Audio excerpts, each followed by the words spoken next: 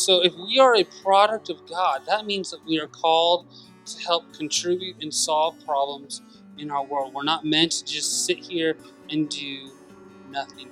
You cannot know your purpose if you do not believe you have purpose, however. You have to decide to trust that God has placed you here for a reason, that He has called you to help Him bring people into the kingdom. Honoring God and helping serve people. How believers honor God will validate not only His existence, but it will also make God attractive to non-believers. Showing Christ to the world through serving. Living for yourself is selfish. Living for others is living with